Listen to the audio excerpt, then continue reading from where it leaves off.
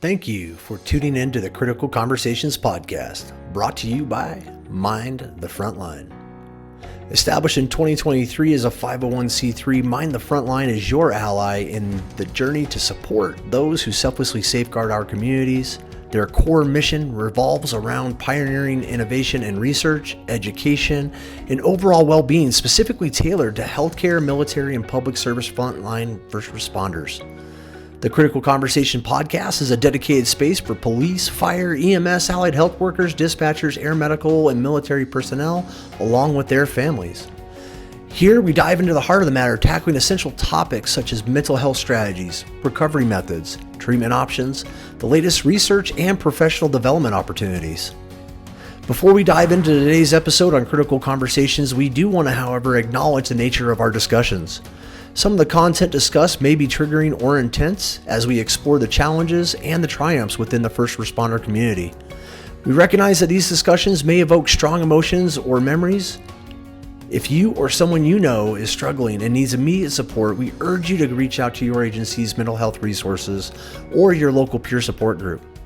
In time of mental health crisis, you can always contact the National Suicide Prevention Lifeline by phone or via text at 988. Please remember you are never alone and help is always available. At Mind the Frontline, we are more than just a podcast. We are a community committed to fostering resilience within the entire first responder family. So whether you're on the front lines or supporting those who are, we invite you to subscribe, engage, and be a part of this vital mission. To learn more, please visit us at www.mindthefrontline.org. Now let's dive into today's critical conversation.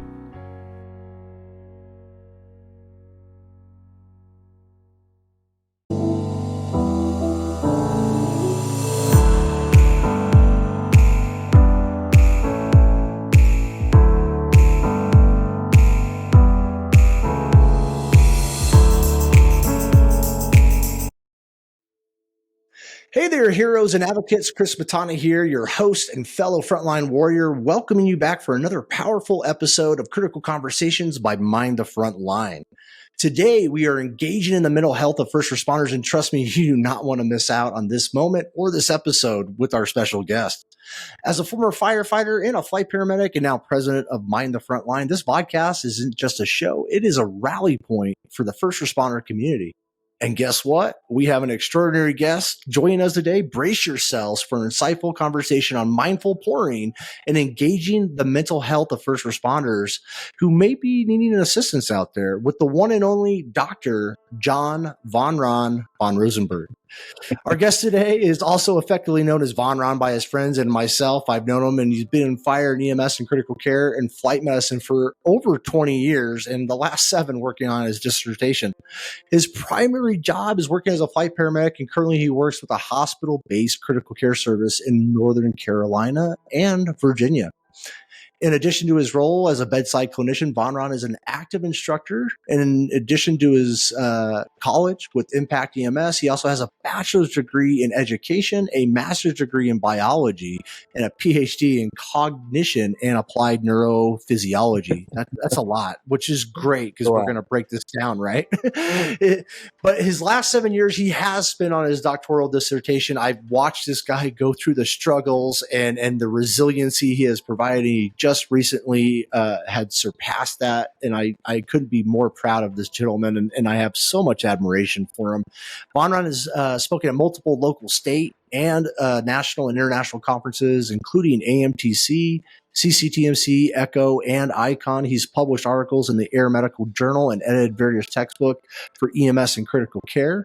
He did begin his career as a patient care as a volunteer firefighter, and then he transitioned to ocean rescue, which we'll hopefully talk about a little bit because I think it's super interesting, and the EMS before beginning his work at a hospital-based critical care service, and then a flight paramedic. So once again, his background in both education and clinical practice provides a unique combination, and it helps in revealing and communicating insights into developing research and practice. And well, without further ado, let's introduce this guy, one of my favorite guys, with so much admiration, John. And welcome to the show, brother. Yeah, thank you. I'm super pumped to be here. Thank you for having me on. No, man, absolutely. It's I've always kind of looked up with you to you, and I remember the first time you took a leap of faith and applied to IA Med as an instructor, and we interviewed you, and then later getting to meet you in Seattle with a rental car that we drove around and got lost in, but we had such a good time, and then that led to Lafayette, where we decided to go drive through some floods that were going on at the time while we were. It's been a blast. It's been a blast. I have loved watching all the things that you have done. And this new thing with Mind the Frontline is absolutely incredible. And you are crushing it. And I am so pumped to be a little part of that. So congratulations to you and to all the wonderful things you were doing. Man, well, thank you, man. It takes a community, as you know, and I really appreciate your time and energy, and definitely bringing what you have, because ever since I saw your first talk, and I believe it was at AMTC, I was just blown away at just the depth of knowledge and how you were able to relate that and translate it just to the layperson's terms, because I saw everyone there in that room just riveted and just locked on while you were talking.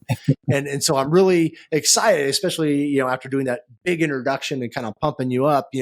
I want the viewers and listeners to really, when we talk about stress and try to break it down, you mentioned it up above, but, and this is what your doctorate's in, you're really understanding the neuroscience behind what that we do, some of our triggers and challenges. And I'm really excited about this topic and really kind of breaking down stress. So, break it down. How does this really affect us? Yeah. So this idea started, like you mentioned, work in fire, work in ocean rescue, work in EMS, work in critical care, work in flight. Like anybody who is part of that world, which I imagine is a lot of the people that listen and interact with your format right now, like they'll know exactly what I'm talking about here. So you go out, you're on a call, you're on a run, you're talking to people, you have somebody in front of you, and your partner who they're intelligent, they're educated, they're motivated. They are in the middle of a situation and they just freeze up and they just stop working. And you're like, buddy, like we've done this before, like you and me, like we're shoulder to shoulder and we've been in situations before. Like what's going on right now?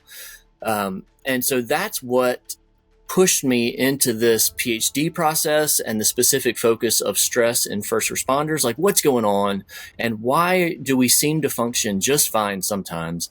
And then at other times we seem to not be able to function at all. And it is the most bizarre thing. Yeah. And so I've been there. It happens. It happens. Like I remember certain calls, like don't bother me at all, and you're surprised actually, especially as you kind of get older or further along in your career. But then there's other times where it could be just a simple call, almost a BLS level call. And that'll be all it takes to just, almost crush me, to a point where I feel like I can't breathe. Yeah. So there are these triggers that seem to make us like our brain is receiving this input and then it interprets it in a specific way. And so the first thing to sort of unpack is that there are a million stressors out there in the world, and some of them we can actually use to increase our performance, and some of them seem to overwhelm us. And that is based on our appraisal of that stimulation. So if you're in a situation and then you have a stimulation coming in and you experience it from touch and sight and smell, like I'm sure that we can all remember things that maybe we wouldn't want to remember. You drive by someplace and you smell something or you hear something or it's a song or like there's all these different stimuli. And our brain accepts that stimulus and then appraises it. And there are two questions that we have to answer whenever we encounter a stimulus. And the first one is it worth it? Is it going to hurt me? Is it worth it? Yeah. Okay. Yeah. Is it worth it? Is it worth it? And the second one is, do I have the resources that I need to engage in this process, whatever it is? And that's called cognitive appraisal. A guy named Lazarus came up with this cognitive appraisal theory. Yeah, great name. And so the first thing is it worth it? So you encounter something and it's a challenge, and your brain is trying to decide, is this a challenge that I can overcome? Or is this something that I cannot overcome and I need to bail, or I need to run away, or something else? If it's a challenge, then the next step is, do I have the resources that I need? And this might be mental resources. This might be training. This might be education. This might mean like people supporting you. This might be like a million different things. But first, is it worth it? And then two, or second, Can I execute it?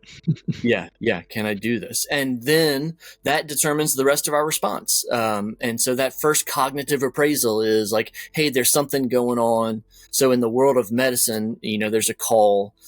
People use pediatric patients a lot for these examples. There's a sick kid.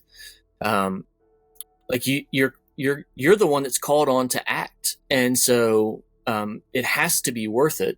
And then, do you have the resources that you need in order to accomplish this goal? So have you been trained? Have you studied? Have you prepared? Are you mentally prepared? Are you physically prepared? Are you emotionally prepared?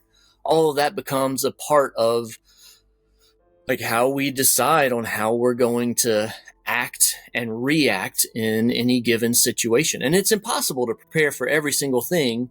So I'm trying to go through my head right now and going like, okay, I remember like my first call on like an OB, that was, right. That was going south. I was like, yeah. Do I feel like I can do it? No, because I'm never ready for something like that. Right. Like we have all encountered things that we have never dreamed of or would never have dreamed of before. And then we find ourselves in the middle of this crazy story. And you have to decide, like, is this when I'm going to act? And when you find yourself kind of freezing up and having that like overly sympathetic response, like nervous sympathetic, not like I am being sympathetic to someone, but like my sympathetic nervous system is overreacting. Like how can we kind of reel that in and focus it? And that's like the first step. Sometimes I have trouble with that first step because that stimulus comes in and I'm like, I don't know what to do with this. Yeah. Right. So so let's like, if we tone it down a little bit, think about like an interview. So, you and I have talked to a lot of people who want like a particular job. Maybe they want to get into flight, for example.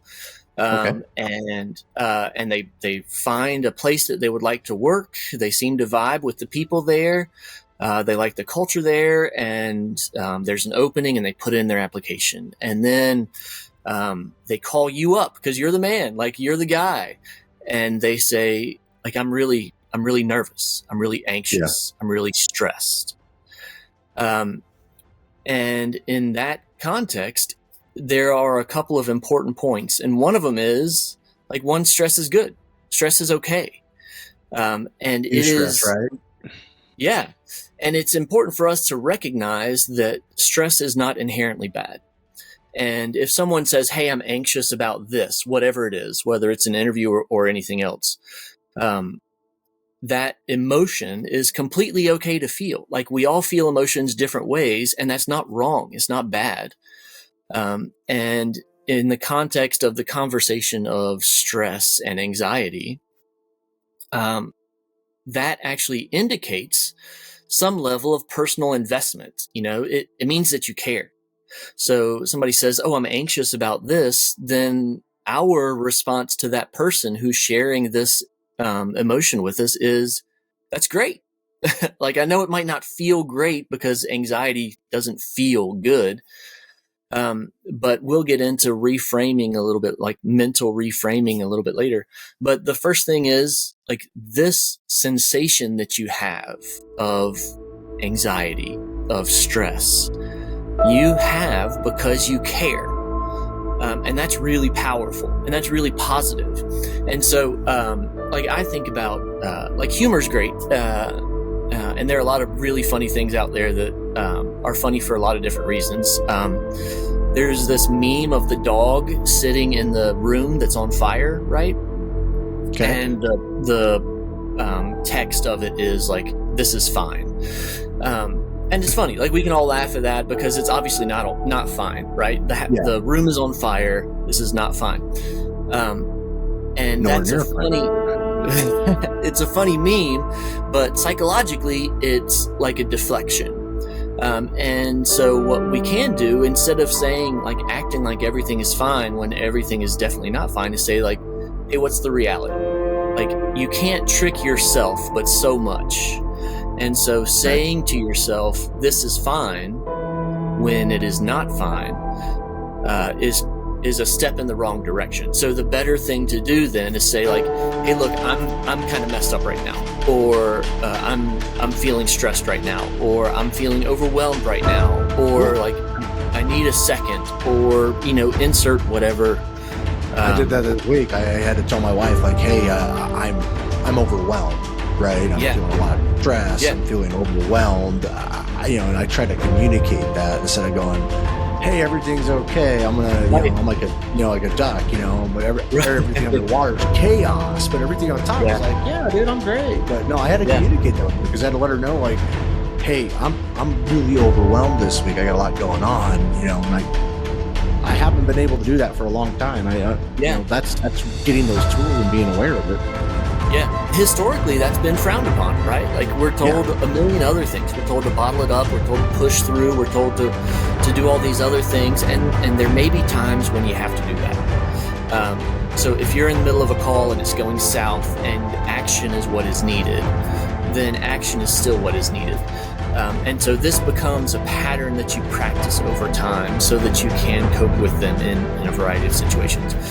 Like you said, this becomes a really solid tool, like a really powerful, positive tool that we can use when we communicate. Say, hey, look, I don't feel good. Like, I don't like what's going on, and I have a lot of emotions that I'm having trouble with right now, and I just need a little time out. I need a little break. And the fact that we're even talking about that now is awesome. Because if I would have said that to my senior firefighter the first time I got on a truck as a parolee, oh man, I would have thought hell. That's not the way this works. Butter cup and powder puff, go back in your room, I mean, I'm serious, but you're right. The fact that we can actually have this conversation candidly now and openly, and well, one, I don't care. I do to a degree, but for the most part, I believe in things and I just go that direction. But the fact that we can have this candid conversation now about, hey, let other people know about your emotions and what you're feeling. And so that way, hey, you're basically, at least for me, I'm checking in with them saying, hey, this is where I'm at emotionally, maybe mentally too, or physically if I'm sick. We tell people when we don't feel well, right? Like, hey, I feel sick. The flu's going through my whole family. People automatically associate that with, got it. Okay. He's, ill. I know what that feels like, so if I tell someone like, hey, I'm under a lot of duress, or I am just stressed out. I'm overwhelmed. I feel just like I'm going to collapse. And I'm just honest with them. They can relate to that. And most people have been in that situation to some degree, And that's what has become really cool is you have guys like yourself who have been in the business for a long time and are setting that example of saying, like, hey, this is a better way of doing things. This mental health is something that we need to get a handle on. We can do this right and we can do this well. And this is an example of what to do. And so you checking in on other people is a demonstration that here's a guy who's been doing this their whole life. This isn't a new person. This is somebody who has done it. He has played in the championship game and hoisted the trophy. And he's saying, this is okay. And that's a really awesome example to set for everybody else, because then you're not left with a whole bunch of experienced guys who are still saying, no, bottle it up. Because that's not the answer for sure. And well, I mean, it needs to happen. I think I can either sit here and just continue to watch, my close friends and some people that I've worked with and try to help in recovery continue to, make a sentinel decision that alters their life, where they don't want to be here anymore. And that sucks, man. That's a lot to take on. And, it takes people to really kind of start speaking out. And I was doing another podcast earlier this week, and we talked a little bit about this, where it's setting an example, for example, this program director, EMS director, in their initial training program, they're starting to incorporate mental health. But, his instructors, his educators are now setting that tone as a mentor, as a leader. And so when these individuals go out, they start having that same kind of expectation. And that's important. People need to talk more. Yeah. People say the idea of talking to a therapist used to be very foreign, and now it's not. And that's very cool. Like, this gentleman that you're talking to in Georgia sounds like he has it figured out. Like, that sounds like a really good thing, because you could make a strong argument that, like, oh, hey, congratulations, welcome to EMT school. Here's your therapist. We would like you to go ahead and start talking to them now. And then you just sort of keep going, because you don't want to wait until it becomes overwhelming to start talking about it. Exactly. Well, and here's a cool point. I've just heard about this today with, he's going to be on one of our future shows, but we met today virtually to talk about topics. And he informed me, he's out of Oregon. He works with the Portland Police Bureau out there. They incorporate 2 hours every day of resiliency and mind training. 2 hours every day in the academy. Nobody else is doing this, and everybody's looking, but they're doing it because, they're setting up the new hires to go out in the field, right? That's one way to do it. You could lead from the top down, but you can also lead from the bottom up, if you do it right. And, that's what it seems like Portland Bureau of Police is doing. And they're really working on getting these recruits out there that are set up for success. They're giving them the mental tools and armor to do their job, just like they give them a Glock. You have to have all those resources. So like you mentioned, when you hit that, hey, can I process? Can I deal with it? Do I have the tools? They do. And it does make change because it slowly starts setting the culture for, we're going to set ourselves up for success. We're going to talk about this stuff. We're going to have some resiliency when we hit the road. That's awesome. I love that. I love the imagery of that mental armor, that phrase that you said. That's always been one of my favorites. I love that mental armor. Sexy. Mental armor. Yeah. Oh, for sure. Everybody else is like, it's not mental health. It's mental armor now. Mental armor. Like, dudes can get down with that. I can get down with that. So graphically, what we're thinking of is, like, if you have like an inverted U, right? So it's like a mountain. It's like a hill. This is called the Yerkes Dodson Curve. Yerkes Dodson. And we all know. I was reading that in the notes. I was like, "What is this curve?" Like, I've heard of all the other curves, bell curve, more importantly. But what is this curve that the Yerkes Dodson curve? Yeah. So this is basically saying that there is a point of stimulation at which we perform at our best. And that's the height of the curve. And on the low end is where we're bored. We're not stimulated. We're not being challenged. We're not. We're not doing something that engages us, and so we're bored. Like you don't have a purpose. Right. Yeah. And then there comes a point when that stimulation increases, when that challenge increases, and then like a lot of people talk about flow states and stuff like that, and just super cool, and you are working well, and everything's flowing. And that's the peak. That's the top of the curve. And then as you continue going, as that stimulation continues and challenge continues, the performance starts to drop back down. And so there's a point, and it's different for everybody, at which you are performing at your highest. And that necessitates some level of challenge, some level of stimulation. And we all know this because if you're sitting around the station and you're bored, then you feel kind of smeggy, like there's nothing to do, and you've already finished your Sudoku for the day, and you've already checked off the trucks, and you've already washed the truck, and like you've exhausted everything, and maybe it's a slow day and there's still nothing to do, and you just feel bored. And then you get a call and you're stimulated, and you can feel yourself engaging. Like you can feel yourself mentally engaging, physically engaging, like you're having this sympathetic response. Adrenaline. Yeah. And you're like ready to rock and roll. And you're like, let's get after it. And then you do. And you and your boys and your girls, like whoever's on your team, you guys are getting after it. And you're like, this is what it's all about. And that's at that like peak of the curve. And then the trouble comes when we have had maybe some sort of stressor that has accumulated over time. And we end up on the other side of that curve. So we're no longer at peak performance. We have become overstressed and we're no longer coping well, whether it's like a situation that's overwhelming us or us not being prepared. And then we end up on the other side of it. So it's like a simple curve that says on one end you're bored, on the other end you're super overwhelmed, but somewhere in the middle there's a sweet spot where you're just crushing it. You're rocking it.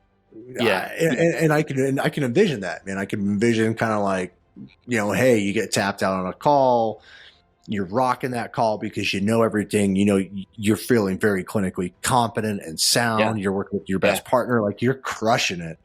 And then you get the next call and then the next call. And then eventually I'm sorry, I'm not there anymore. You fall off that curve. Yeah. You're worn out. And so then that comes up, like one of the other points that's interesting to talk about is stressors that are specific to first responders. Because the research that I did for my PhD, it discussed specifically chronic stressors, which I chose in part because there's like a gap there, and part of what you have to do with research is identify a space that hasn't been addressed. And so I wanted to address part of that. Like a lot of people, when they think of first responder stress, they think about a particular call.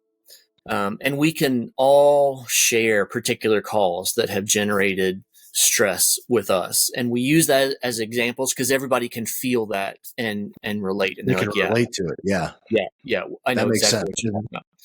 And what acute stressors seem to do, like a bad call. So a bad call would be an example of an acute stressor.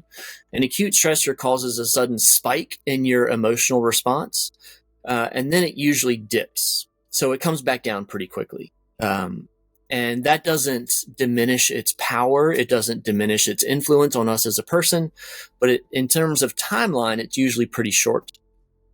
And so then what we're left with is down. What's that? Quick up, quick down? Up, quick down. Yeah, sorry. Yeah, exactly. So as first responders, what we have to deal with is chronic stressors. And that is both the exposure to these calls over and over again, like you mentioned, a tough call and then a tough call and then a tough call. But then we also have these other chronic stressors like lack of sleep and poor sleep habits. Yeah, we have the financial woes that go with public service. Like we have all of these other chronic stressors that come in and affect our ability to manage stress that like aren't as sexy, right? Like you think about like, we had holidays right now. Like the holidays are notorious for stress just because there's more stuff going on top of what you already had with your chronic day-to-day stress of finances, marriage, whatever it is. Exactly. That's exactly right. And so instead of starting at zero and then being exposed to something that would challenge you and you being able to maintain and navigate that well, you're starting off at 50% or 70%. Like you're already almost maxed out. And so when you're exposed to this novel stimulus, this new trauma, this new challenge, rather than having a whole lot of room to say, I know what to do. Like I know how to get through this. You ping out that tachometer pretty quick and you don't have the same space to negotiate your emotions and your mental space and the physical things that you need to do to take care of someone in the context of like medicine. And that becomes really hard. So the combination of these acute stressors and these chronic stressors make everything that much more challenging because we're dealing with everything at the same time. And that's really hard. That's redlining your motor, Exactly. nonstop, and the way I relate, and I love how you did a tachometer because I think our viewers and listeners can kind of envision that. The way I envisioned it was, we have idle, right? Idle is just kind of moving along. And then you got like your normal work as I'm kind of driving down the road, between 2,000 or 3,000 RPM, kind of, okay, cool. I still got plenty of room till I hit that red line. But say if we're always, you're going through a speed and your gear is stuck in fourth, and fourth is at 5,000 RPM and you tack out at 7, like you don't Yeah. have that much space. You hit that pedal even a little bit and it's like, boom, and so that's kind of the way my brain works. It's like, I feel like sometimes I'm grinding at 5 to 6,000 RPM and I only got 1,000 left before I blow my motor or blow my head. Yeah, exactly. Hopefully not. Please don't. I mean, that's not a good thing. Right. So then we end up with like some strategies, and I want to get into some strategies later, but the like leading into that, one of the cool things is this concept of neuroplasticity, which I'm sure you've talked about before. I'm sure you've heard about. I think it is one of the coolest things. The simple description is that our brains change, and our brains change with practice. And they will also change without practice. So if you allow something to happen to you, then you learn this thing that's called learned helplessness. So it's not that you are out there being the biggest badass on the planet doing things and making a positive influence. It's that the world is acting on you and you don't have any control.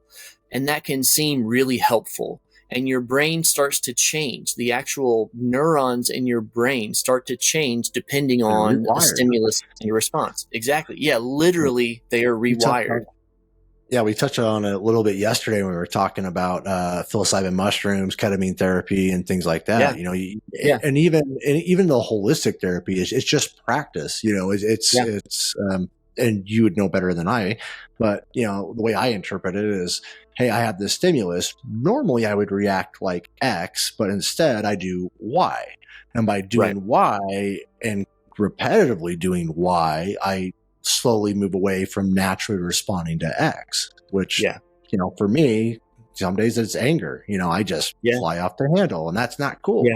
So I have to take that stimulus wherever that trigger is and go, okay, instead of getting mad, I'm going to be thoughtful, or, but it takes an active practice, I think, is an important thing to know.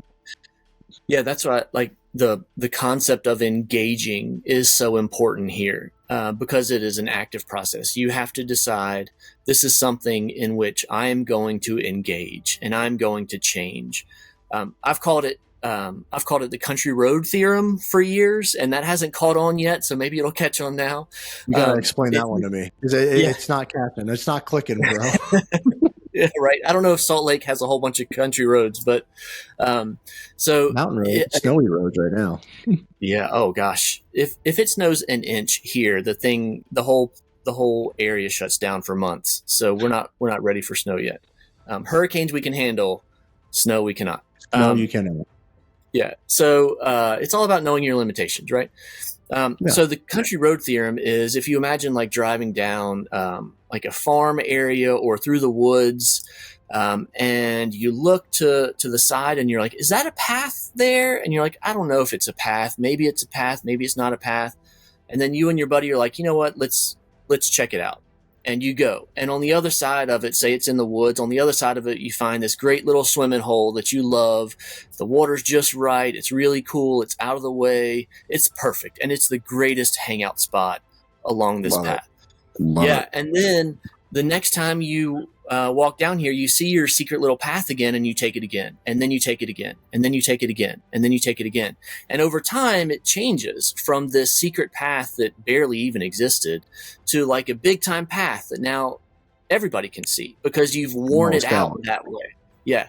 And so that's the country road theorem. It's saying that over time, if you do the same thing over and over again, it will go from a pathway that's barely visible, maybe barely even there, to something that is strong and robust and able to handle even increasing level of challenges. And that comes like your example of saying, instead of responding in anger, I'm going to respond in thoughtfulness, is just incredible. Like that's one of the most beautiful examples out there, because we might, depending on individual personality, say, this thing happened and now I'm really angry about it. And that's totally legit, because it is probably a situation that is that feels like it is unjust, or like a bunch of different. Even if it warrants it, even if the situation warrants it, when you're pegged and redlined with that chronic stress, your reaction is so much more. right? Yeah. Versus, hey, maybe it is a normal response. Someone slighted you, it's a normal, yeah, you can get upset, but when I'm pegged, it goes all the way versus, Yeah. letting things roll off, for example. Hey, someone Yeah. cut you off.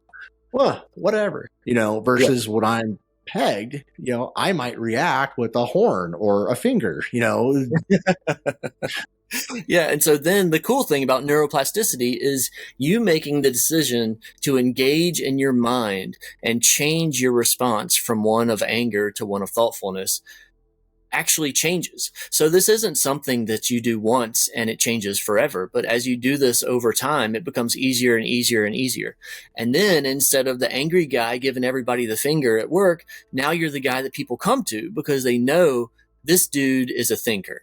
Like this dude will listen and will think about what we're talking about and then have most likely some sort of really cool, deep, powerful insight. And that is very neat.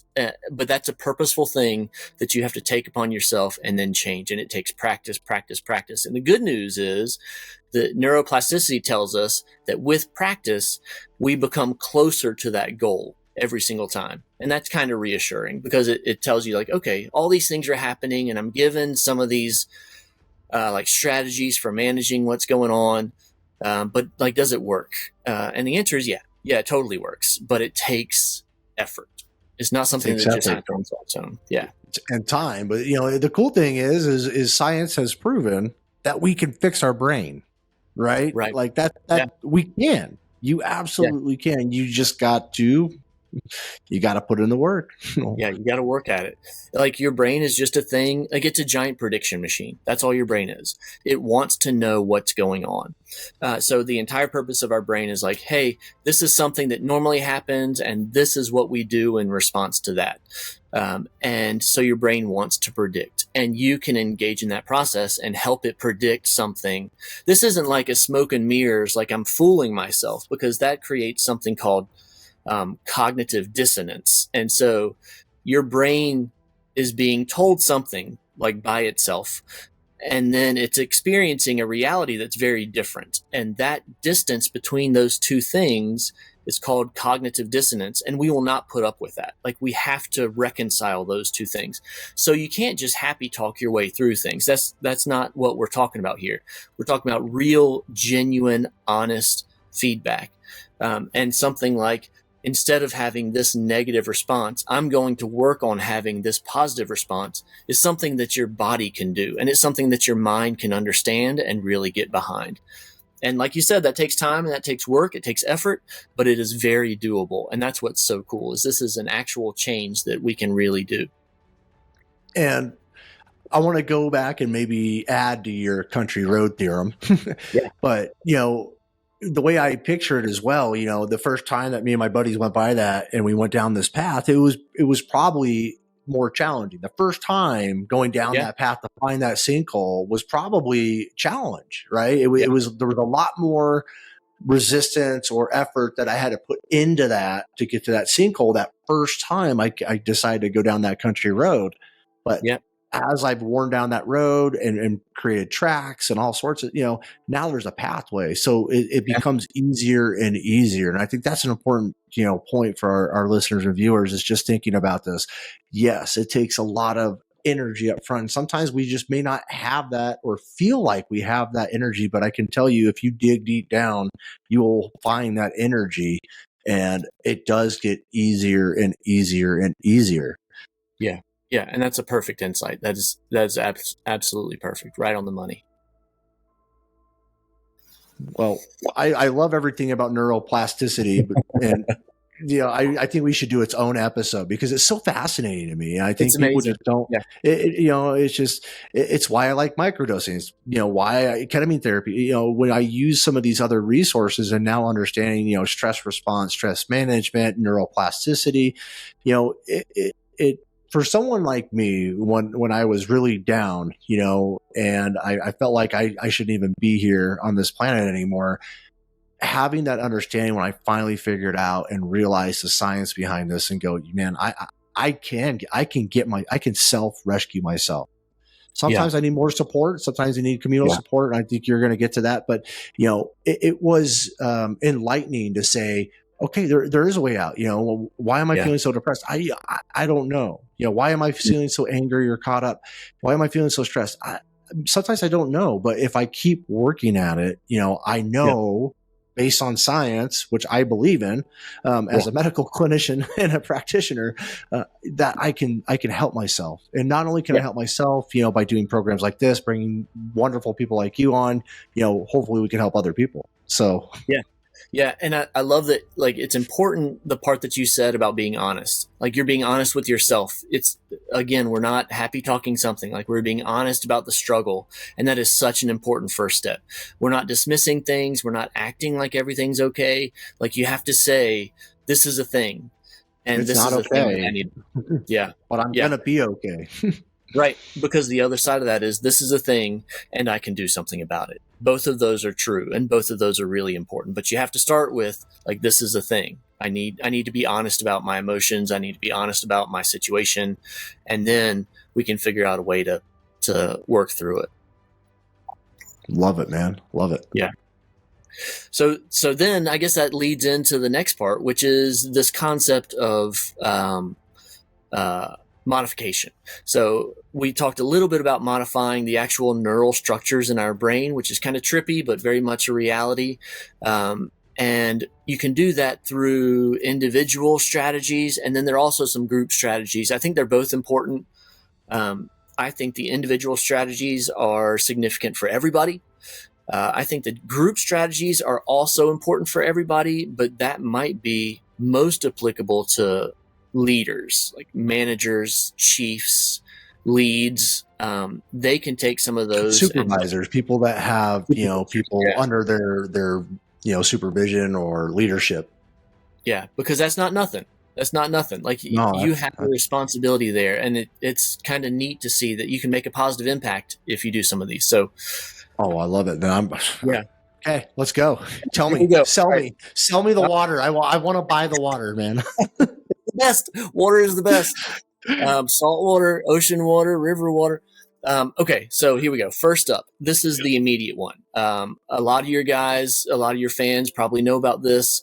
So this may be like a shout out to the choir kind of thing, but this is something that you can do right now that impacts your performance, impacts your mindset, impacts how you're able to cope with things immediately. And you can start doing it this moment right now. And it's breathing. Just breathing. There are a lot of different strategies. There are a lot of different names. I'm going to talk about box breathing as an example, but it's not the only one.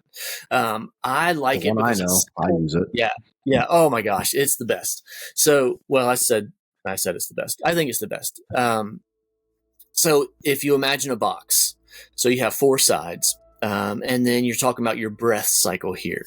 So you pick a number, something that's reasonable, like 3. So if we do 3 seconds, okay? So what we're going to do is inhale for 3 seconds. That's one side of the box. And then we're going to hold it for 3 seconds. That's another side of the box. And then we're going to exhale for 3 seconds.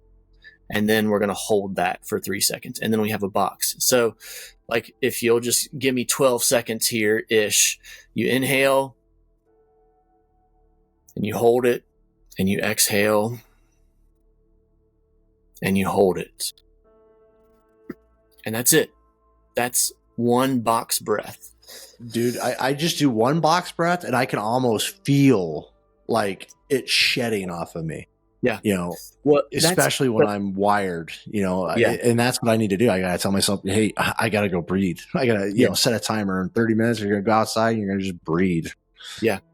And so I love starting with breathing because it's a reminder of our body that we have both voluntary and involuntary systems. And breathing is one of those weird things that is both. So a lot of the things are either one or the other. But breathing is a little reminder that we have some systems that cross over. So we'll breathe all day, every day for our whole lives, from the beginning until the end. And we don't have to think about it. But we can also think about it. So it is both voluntary and involuntary. And what this does from a stress modification standpoint is it takes our body's natural involuntary sympathetic response. And then we push a little reset button. We're like, hey, I know that my heart rate is 1 million and my blood pressure is also 1 million and my respiratory rate is 1 million. And then you're like, oh, that reminds me, I'm going to stop and I'm going to take a breath. And you do 1 box breath or 2 box breaths, whatever you need to do.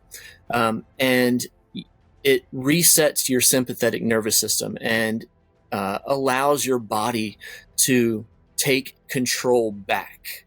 So if you imagine like 2 people pulling in a tug of war, and you have your involuntary and your voluntary systems going on, this box breathing allows that voluntary system to grab hold and yank the other side into the ditch and win. And so you say, I go from this, win, right? Yeah, it's all about win. So you go from this completely out of control, I'm not managing well, to even with something as simple as 1 breath, you're like, I got this. I'm back. Yeah. And so clinically, some people are like, I don't have time to breathe. Like, don't come at me with this. Like, I have things to do. I have time to breathe. Yeah, like, I promise you. Yeah. Well, and it's crazy because if you do think about it, like I can choose to hold my breath and not breathe. Yeah. But as soon as I start breathing again, I start talking to you again, it just takes right back over. Yeah.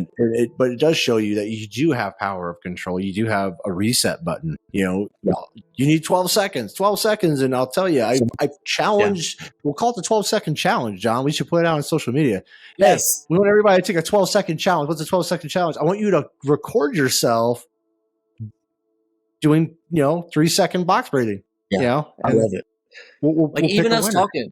Like I love this, and you have a fantastic energy that I have always loved, and like I could feel my sympathetic response to this conversation going up and up and up and up and up, and then when we did our box breath, I'm like, all right, let's focus, let's cover the things that we need to focus, let's bring it back. Let's get back. Yeah. So that's the first thing. Box breathing, or breathing more generally. In terms of modifying your response to a stressor, breathe. And that sounds obvious, and it sounds simple, and it sounds easy, but it is potentially none of those things. But it is very important and very powerful. So step 1, breathe. And I like the 12-second challenge. That's a good one. Oh, well, we're doing it, man. We're doing it. We'll see if it gets traction, but we're totally doing it. So now when everybody when we put it out and then the episode drops later, they're going to be like, oh, now I get it. Yeah. Like, I have no idea what this is. Oh, now I get it. Like, you got to listen. You got to stay engaged. Okay. Next up. So first up was breathe. Next up, self-talk. Self-talk. This is one that's hard for a lot of people because, for a variety of reasons, we might have very negative self-talk. We need to change. I just found it weird when I first started doing it. And I was just like, because you're driving your car, like I'll be in my head, no problem. Yeah. Like anything up there, it'll rattle around, and sometimes I don't want to let any of that out. But even if I'm just driving in the car and it's just me and I start talking, it feels weird for me. Yeah. I have no idea why. I don't know where that came from or, what, but it just feels awkward. But I had to practice it. Like, my sponsor was like, no, dude, like you need to start doing this. And I'm like, and so I make a habit, especially when I feel really stressed. It's crazy if you use these tools. And I'm so glad you're giving people practical tools that they can walk away right now off of this show while listening to do, because I can vouch for these. They do. The box breathing, oh my gosh, makes a difference. But then, once again, we'll talk about the country road theorem. It takes a little bit of energy. For me, it was just like, that looks like a really awkward, scary road. Maybe, someone's going to, ambush me down the road. I don't want to go down that road. But then you start going and you're like, okay, it's not so bad. And you're like, oh, okay, it's not so bad at all. Yeah. So the self-talk that we, again, with that cognitive dissonance, like, we have to be honest with ourselves. Okay. So we can't be like, I'm a good person and I love other people, if that's not true. Like, you have to be honest with yourself. And so Can't bullshit a bullshitter. no, yeah. So you've got like take an example. You're OB patient, and so you're the medic on call, and you get called out to this OB patient, and you are instantly anxious. You're like, I don't know anything, and I don't like this, and I don't have a whole lot of training with this, and like I think maybe I need instead of going on this call, I'm just going to spend the next like 30 minutes in the bathroom just losing my guts, and then I'll be like, sorry, you better send somebody else. Like I'm unfit for duty right now. I'm sick. I'm tapping out on this one. Yeah. Oh no, that was like my first neonate flight when I was finally got cleared and went through all the training. But then you go on your first neonatal flight with the neonate nurse, and dude, I was like, okay, this is real now. Like I've dealt with them in the special care nursery, but I've never done, NICU in the field. And sometimes we would do 911. I mean, I remember doing a 911 rendezvous NICU at the top of the South Bend of the Grand Canyon. Like that was scary. Wow. Mom delivered right there in the back of the ambulance. And I'm like, okay, now I got mom and I got baby. Oh yeah. I got talk about stress. I was scared out of my mind. I did. I hucked all my guts out, but I think it was after the call. Yeah, right. Thankfully, otherwise the flight suits get all stinky and bad things. People don't like that. So in those situations, the self-talk that you can tell if you feel overwhelmed, remember it has to be honest, it has to be accurate, it has to be authentic. So don't give yourself a line that you don't believe in yourself. So what is something that you can share with yourself? It sounds weird to say, something that you can say to yourself that would be positive in this situation. And in the world of medicine, in the world of firefighting, in the world of rescue, I imagine in the wider world as well, you can say things like, I have been prepared for this. I have trained for this. I am ready for this.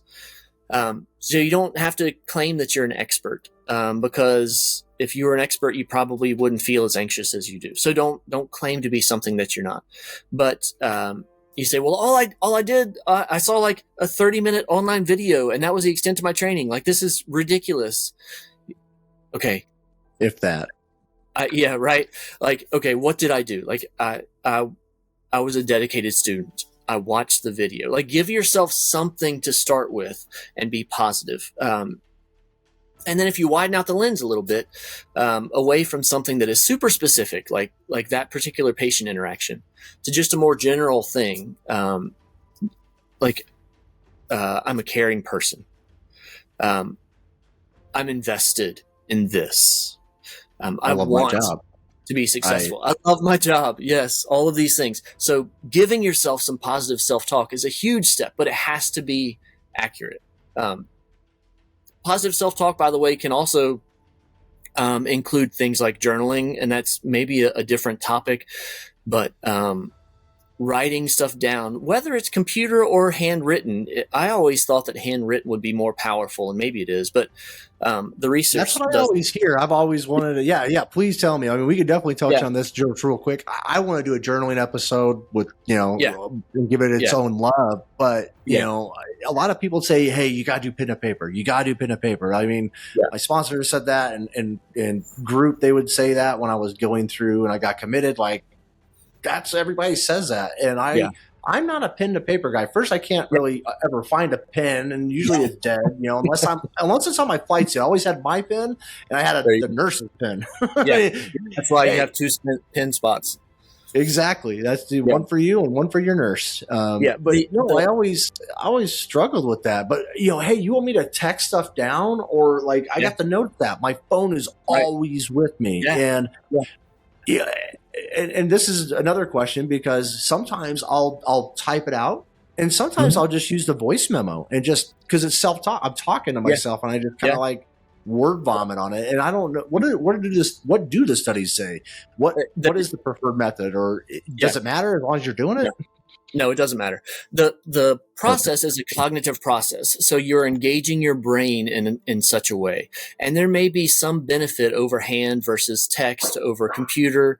But that depends more on the person and what they are most commonly using as their source of like transcription.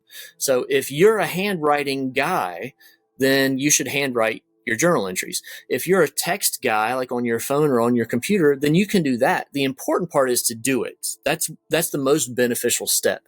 And then how you do it will depend on the individual. So if you're primarily a keyboard guy, then keyboard would be fine. But the important part is to actually do it. And so that journaling is kind That's of a why I separate, asked, because I think some thing. people think that's a barrier, right? They're like, oh, I have to go get a journal and I have to go get a Right. pen, or just, Yeah.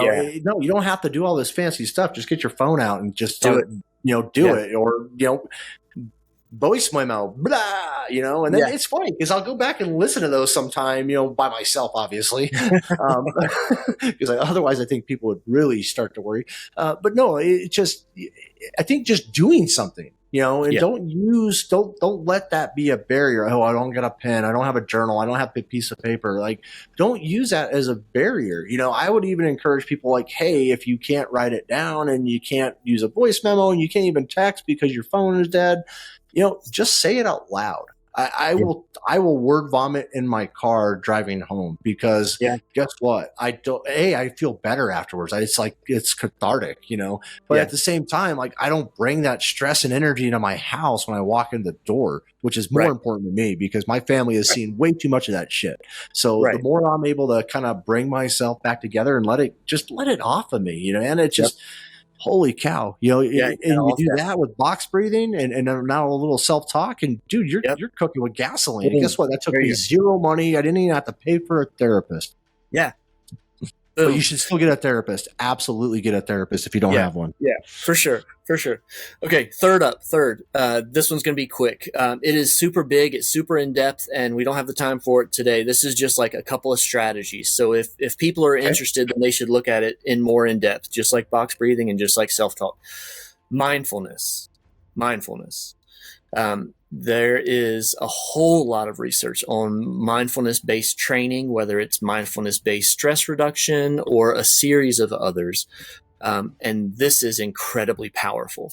And we've kind of alluded to this before in this episode. And this is kind of where it fits in just right. This is that puzzle piece. This is where it fits. The first one, there are a couple of components of mindfulness, but one of them is being aware of your emotions, being aware of your stimulus, and not necessarily reacting to it. That's a very short, very simple, probably overly simplistic explanation of mindfulness. It is saying like, hey, these things are going on. I have these stimuli coming at me and I see it. And like, hey, here's anger and I see you anger. And then here's impatience and I see you impatience. And you accept each of these because these are all pieces of ourselves and they're not bad, but we can control what we do with them. And so it is not the blunting of a response. It is not the ignoring of an emotion. It is recognizing that it is a part of us. And then deciding what to do with it is the next step. So all of that, and that's kind of what we've been talking about. It's woven throughout all of this, but mindfulness training is huge and something that I think we can all get behind as a very effective method of modification. 100%. I mean, I had to learn mindfulness through sobriety just to understand where my character flaws are and how I was reacting to people and my anger. Like, that's how I was able to do that. It wasn't the fact that, it just thought came to me. I had to practice on that and basically go, oh, like you said, I see you anger. I see you coming at me. I know what's going to now happen if I decide to go down this path and play your game, buddy. But I don't want to play your game today, homie. Right. Like, peace. I'm out. Not today. That's not today, brother. Not today. Right on. All right. Last one. We'll just cap this at 4. So we've got breathing, we have self-talk, we have mindfulness. The last thing is physical activity. Some sort of physical activity. What it is doesn't really matter. Different for everybody. If you're a runner, go run. If you're a weightlifter, go lift weights. If you're a jiu-jitsu kind of a person, do that. If you're a yoga person, a swimmer, a biker, like, there are 1,000 things to do. Do something physical. And that physical reaction, that physical stimulation will have some significant influences on the hormonal changes that we have in our body and on the endocrine changes that we have in our body. And that impacts our ability to manage stress, especially in heightened situations. You probably know this because you're a brainiac, but I was exposed to this with one of the books that I read, and it made total sense. But they looked at all the major philosophers like Aristotle, all the big ones that we all follow, Bill Gates, all of them. They all walked, and we can all walk. Physical therapy, 30 minutes, stuff like that. Like, that's all you need. You just need a pair of shoes. And, technically you don't even need a pair of shoes. It might be a little uncomfortable, but it just takes doing something. Yeah. Walking counts 100%. This also plays into the preparation, and like simulation is something that's related, but a little bit distinct from this. An example that I've used in the past is Michael Jordan. Big fan of Michael Jordan. I live in North Carolina, so you have to be a Michael Jordan fan because, he's the man. But best basketball player on the planet, by the way. And I'm sure that will be fodder for hate from some of your people from other areas. But Michael Jordan, hands down. A lot of other really talented people on the basketball court before him and after him, but Michael Jordan's the best. So as an example, yeah, for sure. Go Tar Heels. A lot of people have tried to shoot free throws with their eyes closed, right? And Michael Jordan is the only one that's done it, at least to my knowledge. And that is part of this mental practice. That's part of this physical activity and the connection of a physical activity with the mental game of whatever you're doing. So in his case, the mental game was basketball, an actual game. In a lot of your listeners' place, it's probably not a game. It's probably something much more intense than that, but it's still a connection between the physical and the mental. So you have this physical activity that you're doing, and then if you do it enough, it becomes a little more automatic. And then it can get to the point where you can actually close your eyes and do the thing that you would normally do with your eyes. And that's that connection between physical activity. So not just the benefits of physical activity baseline, but then the benefits of physical activity on performance when you're in heightened situations, like Michael Jordan trash talking somebody, saying that he can make a free throw with his eyes closed, and then he does. And that's like a really actually back it up. Right. Yeah. But that comes again, like we talked about before, with time and effort and purpose. So there you go. So I would say in terms of stress management, individual strategies, the four, my personal top four, breathing, self-talk, mindfulness, and then physical activity. I love it. Yeah. That's my top four.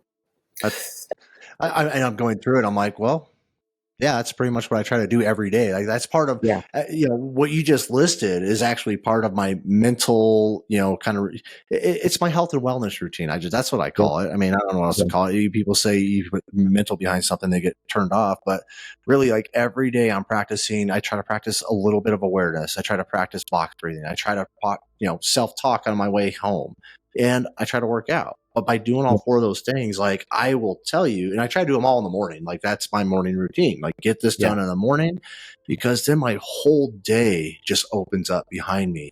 And as those challenges come in, whereas before, if I don't get my workout in, or if I'm not doing this work, I can tell you, I can feel the stress a little bit more. It's a little bit more heavy. But if I have done all four of those things in the morning, dude, I'm like a Roman. I'm like a Spartan. Bring it on, brother. Like, I got armor on, man. It's just dinging off of me. Like, later, bro.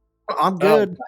Yeah. So, like, there are a lot of others, right? Like, this isn't an exhaustive list, but that's my top four. And the Spartan reference and the armor, like, I had a talk some time ago, and it's still my favorite title of all time.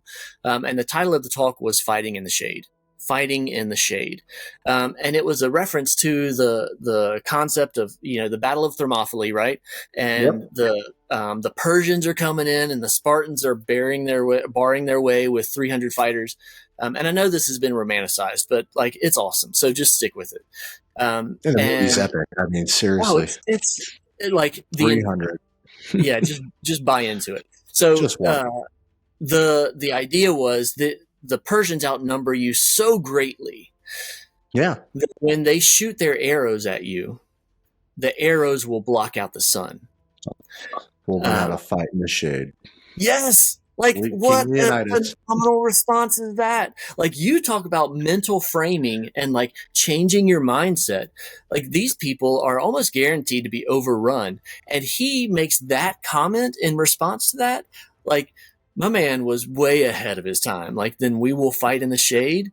Like, oh, like He just the dropped that. person. That was like a drop sword later. Yes. Yeah. Yeah. So there you go. No, that's awesome. All right. Yeah, fighting in the shade. So so I guess that brings up like last bit, just real quick, a couple of things for leaders and managers and supervisors who are out there.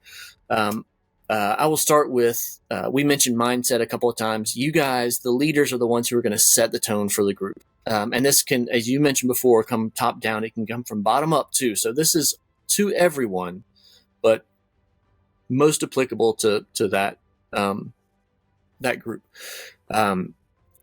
First off, this sounds however it sounds. Be kind. Be kind. In Sounds a world, human. yeah. Like I have. This has been a saying that I found myself repeating. If you're a jerk and you're right, you're still a jerk. And if you're a jerk and you're wrong, then you're immeasurably worse. So be kind. Like I call this the house conundrum, where like smart people who are jerks have been glorified as like, oh, like we've all heard this description of people. They're like, oh, well, they're a really good doc, or they're a really good nurse, or they're a really good medic, or they're a really good like fill in the blank. But they're kind of hard to get along with, or their bedside manner isn't all that great, or whatever. And my response to that is, then they're not. Like they cannot be a good medical provider and be a jerk. Those two are incompatible with one another. So if you're in a position of leadership, then you have to be kind. You have to be, because if you're a jerk, you're sharing that this is how things get done. And what you're doing is you're training everyone else to be little miniature jerks, and nobody. And that's what you get. I mean, that's your output. That's what you're going to develop, a bunch of little jerks, and they all get moved up into leadership positions because all the nice, kind people are like, screw this, I'm out. And they've left. Yeah, no I cannot. I mean, I cannot. I love it. I mean, there's nothing. I mean, it doesn't matter how you say it. Just be kind to people. Yeah. Like whether you're in leadership or not, it's not hard to just be kind. Like I know that you might have the trigger of wanting to be, a jerk, but don't. Just be kind. Just realize everybody is at different places. But if you're kind, guess what? Everything that you do afterwards sets that precedence, and that will change your organization immeasurably. I don't know how to measure that, but being kind, you hold on to people. Yeah, there's this this false narrative of intelligent, somebody who's really good at their position and being unkind. And again, I think those are incompatible. There's something called a wisdom paradox, and I've always loved the wisdom paradox because it explains like a lot of my self-talk to myself. And Albert Einstein is one of the guys who got on board with this, and he said, this is like a paraphrase, but he said that the more I learn, the more I realize I still have to learn. And anybody who's been on a journey of discovery, of learning, knows exactly what he's talking about. And so the idea of an arrogant person being in a position of leadership doesn't make any sense to me, because if you've made it to that point, then I'm assuming that you are a driven individual who is seeking answers. And the natural consequence of us seeking answers is, one, to find answers, but also two, to have new questions revealed to us that we didn't even know about. And so there's this constant desire to learn. And among that is this appreciation for people who are coming in behind you. And an understanding that everyone's comprehension is incomplete, and being unkind to someone accomplishes zero things. So just be kind. That's step one for the leaders, is to be kind. Yeah. Step two, and I'll cut it at this with the understanding that any of the individual things can also be applied to group things. So go back and revisit those top four, also applicable to groups. Step two is a little more specific to groups, and it involves the establishment of trust. And people are like, oh, trust is an organic thing. You have to earn it. And that's true. It's 100% true. You can also destroy it. And so there are 3 steps to developing trust, 3 necessary ingredients. And the first is logic. Like, when you are talking about something, you should have a logical answer, a logical train of thought. This should be a reasonable conversation, and that includes a reasonable give and take amongst the group. So if you have an idea and you present it as logical, and somebody else has something that is equally or more logical, that has to be a give and take. So it has to be logical. 2, you have to show some level of empathy for your group. Your people have to know that you're there for them. This is maybe because most of my experience has been in public service. And so there's some level of emphasis of servant leadership in public service. And I think that's awesome. I'm all for servant leadership. Some people will counter and say, well, we're all here to do a job, and I do my job and you do your job, and then we all go home. And I like being driven by a purpose, though, and a mission. Right. Yeah. And showing a little bit of personal investment there, a little bit of empathy goes a really long way. So logic, empathy, and then the last one is authentic. You have to be authentic. In the same way that you were honest with yourself and your self-talk, you have to be honest with others, and you have to demonstrate that you are genuinely involved in the process. So you have to be logical, you have to be empathetic, and you have to be authentic or genuine with them. That's how you establish trust. And if you allow that to be seen by the group, then the group will come together in a more cohesive manner. So that's the team. That's the team stuff. And it's easy. It sounds easy. Why don't more people do this? Be kind. Right? Okay, I'm going to be logical. I'm going to think through this. I'm going to care for people. Yeah. And then I'm going to just be genuine. I'm going to be just, what you see is what you get. Wizzy wig. Right. Yep, for those of you out there in the tech world. Nice shout out. I love it. Well, let's wrap this up. This has been fun, and it's super insightful. When you're talking about stress and giving these people, I love the practicality of it's really easy to apply these principles that you've shared. It's not hard. It's not rocket science, people. It's definitely not neuroscience. You don't need a doctorate in this. Hey. Yeah, trust me. It's easy, but it's simpler than that. Yeah. So what's the importance of social support in all this? Yeah. Okay. So a different part of my dissertation was on social support, and I looked at 3 different levels of social support. There was organizational support, there was supervisor support, and there was peer support, and those are all interpreted slightly differently. The peer support would be the people with whom you immediately work, so your partner, your truck, your base, like those people. Supervisors are obviously your supervisors. Like the person to whom you immediately are held accountable. And then organizational support would be your company, your service. It kind of depends on what your professional role is, but it would be a larger group. Okay. Yeah. And the interesting thing is there was kind of a predictable relationship I was measuring burnout, between burnout and organizational support. It was like a weak link there. So the more organizational support you had, the less burnout you had. That makes sense. No, it does. I've given a talk and I wholeheartedly agree. I've seen the stats on that. And actually, I think that was one of your best talks personally. Thanks. The data on supervisors was similar. There's like a weak relationship there. So the more support you had from supervisors, the less burnout you experienced. That also makes sense.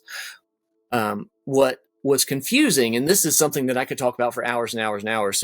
So not a conversation Save it for right the next now. episode. Yeah. But Part due. There was no statistical relationship in my research between peer support and burnout. And that blew my mind. That absolutely blew my mind. And that was overall. Really? Yeah. So then I was like, this doesn't make any sense. And I predicted that to be the strongest predictor. Like if you have a lot of peer support, then your burnout's going to be low. And if you have low peer support, then your burnout's going to be high. That was what I thought I was going to find. And what I found was, I would think that. Yeah. So I'm like, this doesn't make any sense at all. Like you talk to anybody out there, and they will say, like, you'll hear some degree of, I'm still here because of my partner. Like the people that I work with are the reason that I can put up with whatever other struggles the you have. Politics or whatever. Yeah. Whatever else is going on in the department. Yep. It's the people that you work shoulder to shoulder with. The other side of that coin is, if you have a partner that isn't great. And so as I dug into the data a little bit more, I found that it was very polarizing. And then I was like, okay, this kind of makes sense. If you have a partner or a peer group that are very supportive, then burnout was very low. But if you had a partner or peer group that was not very supportive, then your burnout was very high. And so those things actually made sense. But when you take like information from a large group of people, what ends up happening, or what happened at least in my study, was everything kind of negated the other thing out. And so what I ended up with was a nothing burger. Like I had nothing there. Because equal force is being applied on both sides, right? So you're basically canceling each other out. Yeah. And so you have the really good partners that are doing really good things, and that's true. And then you have the not so good partners doing the not so good things, and that's also true. And what you're left with like from a data perspective is nothing. And so, if for people who read research, you all know that there's this little thing at the end of most articles that said more research is needed in like this particular area. And that's the particular area that I need to do more research, is the specifics of peer supports. And I think that would be really cool to look into and to unpack. It was funny because I was literally just doing an episode with Dan Cohen not more than 3 hours ago about peer support, and really kind of, because that's kind of the new thing. A lot of agencies are really starting to latch on to peer support, and they're going that direction. And so I would love to see, and that's the problem when you guys talk about mental health, and it takes people like Dr. vonRosenberg here to do that research, because there's just not a lot of it out there. Not a lot of people are doing about this. And it's really cool because, man, you grew up in this. You grew up in public safety, just like I did. I mean, I started as a lifeguard as, I think it was 13 or 14 as a junior lifeguard, we grew up in this. And so to see you now move on into the doctorate level and now apply it back into our professions and our industry and first responders, like, that's what we need more of. Though I was just talking to Dan, because Dan made an empathetic plea like, hey, we need more first responders, people that do the job, have done the job, to now move on into counseling roles and things like that, because we don't have enough of them. And if it wasn't for people like you, I think it's important to give you a shout out, man. Like, you're doing the work that we all so desperately need, because why are we doing CISM? Why are we doing peer support if there's no data behind it to show what does it do? We think it does good, and that's great, because sometimes that does lead us to, it does. We think it does good. Yeah, it does good. Versus, it does good. And then later we find out it does harm. Let's stop doing it. Right. Yeah. Yeah. And that's the difference between anecdotal data and like actual data. And it's important to like be willing to ask those questions and then hear the answers. And so if we do something, we're like, oh, this thing that seemed super awesome turns out it's hot garbage, then we should stop it. And I think that's really insightful on your part. The other thing to consider there is that there are a lot of like broad strokes that we can make. But it's important to also remember that they're individuals. So everybody is going to react a little bit differently. And so we might make generalities and say, this works, this seems to work, the data supports this. But especially in the world of EMS, like we're a world of outliers. We're all little renegades. And so it's quite possible that like this thing works for everybody, but this guy over here needs this. Yeah. So be open to that. I agree. And that's why I think EAP programs for the general public do not work for first responders. They're completely different. Yeah, that's totally accurate. Love it, man. Any key points or anything you want to hit before we wrap up on today's show? I mean, what are three things out of all the stuff that all the amazing stuff and just brilliant stuff that have come out of your mouth, and just like you, I love your energy, man. Like that's why I think we just love you put both of us in a room and give a mic in front of us, we'll just talk, and that's cool. I love that we're able to talk like this and have a candid discussion, and there's going to be people that really open up to this because it's important stuff, and it, we're kind of putting the sexy spin on it, hopefully. I don't know, we'll let the viewers and listeners they can leave some comments and some reviews and hopefully let us know. But what are out of everything we've talked about, what are three things that you want these people to walk away with? That you, John, Dr. vonRosenberg, hey, if you walk away with these three things, this is what I want you to walk away out of this whole hour. Okay. Yeah. There's a lot there. Like there's a lot there. So let me come up with three. The first thing is like our brains are incredible, like absolutely incredible. And they can change, but it takes purpose. It takes time. So if you feel like your brain isn't doing the things that your brain should do, whether it's emotional or mental or physical or whatever, you can change. Like neuroplasticity is a thing and it takes time, it takes effort. But number one, you can change. You can change your brain. And that's pretty powerful. Number two, there are things that you as an individual can do to help change, to help guide that neuroplastic process. And we went over some of those examples, and I was only given three things, so I can't get into those. But there are things that you as an individual can do, like breathe. And then three, there are things that you can do to help others. So whether you are in a position of leadership or not, an official position of leadership, and we all have our opinions about titles and things like that, but you can do things to help others. And among those many, many options, one of the most powerful is be kind. Be kind. So there you go. One, you can change. Two, remember to breathe. And three, be kind. Be kind. There you go. I love it. You guys heard from Dr. John vonRosenberg. As we wrap up another enlightening episode of Critical Conversations by Mind the Frontline, we want to extend a valuable, heartfelt gratitude. Man, I really appreciate you coming on the show, sharing your insights. I'm looking forward to the next episode already because, there's so much energy and so much to unpack here. I can't wait to listen to this and really kind of take some notes away from our conversation. But dude, the depth of your knowledge really does truly enhance our mission of promoting first responder health and wellness. And it starts with us.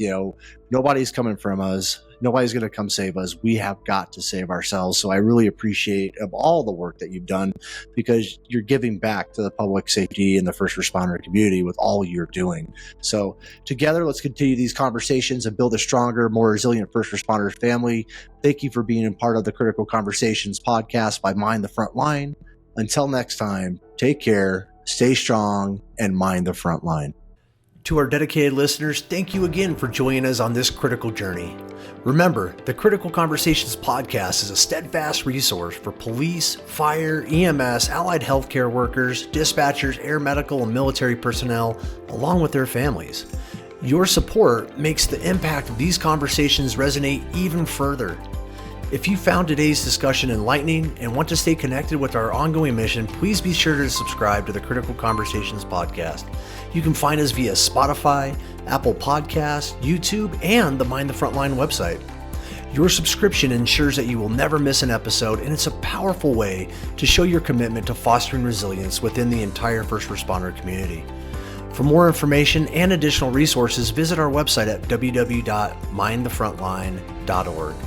Together, let's continue these critical conversations and build a stronger, more resilient first responder family. We thank you for being a part of the Critical Conversations podcast. Until next time, take care, stay strong, and mind the front line.